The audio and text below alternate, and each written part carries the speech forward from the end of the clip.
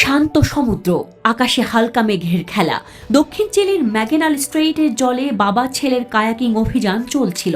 তীব্র ঠান্ডা হাওয়ার মাঝে নীল জলরাশির বুকে ভেসে থাকা ছিল যেন স্বপ্নের মতো, কিন্তু কয়েক মুহূর্তের মধ্যেই সেই স্বপ্ন এক দুঃস্বপ্নে রূপ নেবে তা কে জানত।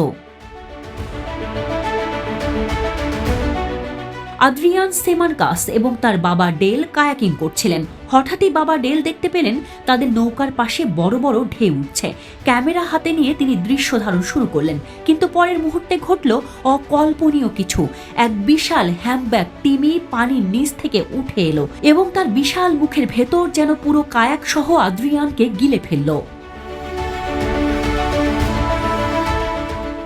কয়েক সেকেন্ডের জন্য যেন সময় থমকে গেল।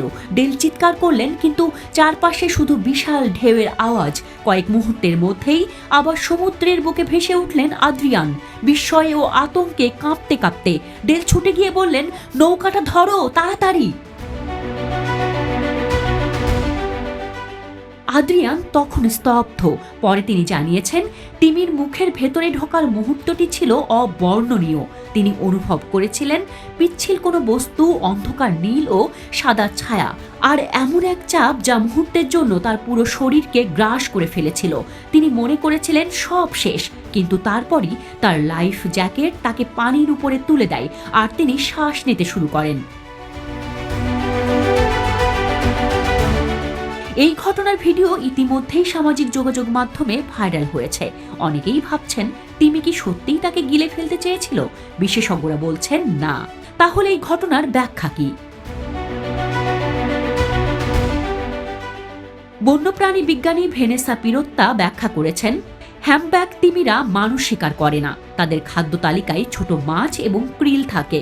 তারা যখন খাওয়ার জন্য পানিতে ঝাঁপিয়ে পড়ে তখন প্রচুর পরিমাণে জল টেনে নেয়, যার সাথে ছোট মাছও ঢুকে পড়ে। আদ্রিয়ান সেই খাবারের পথেই পড়ে গিয়েছিলেন।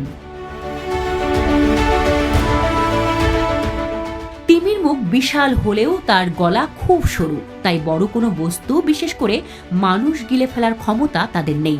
তাই তারা স্বাভাবিকভাবেই বড় কিছু মুখে এলে তা আবার ফেলে দেয়। এ কারণেই মাত্র 2 সেকেন্ডের মধ্যে আদ্রিয়ানকে ফের পানিতে ফেলে দেয় তিমিটি। ম্যাগেনাল স্ট্রেইট এক রহস্যময় জলপথ। দক্ষিণ চিলির এই অঞ্চল বিশ্ববিখ্যাত এর জলজ জীবনের জন্য। এখানে প্রতিদিন বহু পর্যটক আসেন তিমি, ডলফিন এবং সামুদ্রিক সিংহ দেখতে। ম্যাগেনাল স্ট্রেইট পেরিয়ে বহু জাহাজ চলাচল করে, যা দক্ষিণ আমেরিকার অন্যতম গুরুত্বপূর্ণ সমুদ্রপথ। পৃথিবীতে খুব কম মানুষই আছে যারা বলতে পারবেন, আমি সত্যিই এক তিমির মুখের ভেতর গিয়েছিলাম। তাহলে আদ্রিয়ান ও তার বাবা আবার কায়াকিংয়ে যাবেন? এই প্রশ্নের উত্তরে দুজনই একসঙ্গে হাসতে হাসতে বললেন, অবশ্যই। অভিযানের উত্তেজনা, প্রকৃতির সান্নিধ্য আর প্রাণের টান, এসবের মোহে তারা পড়েছেন। আর এই ঘটনাও তাদের মনে করিয়ে দিয়েছে প্রকৃতির শক্তির সামনে আমরা কতটা ক্ষুদ্র।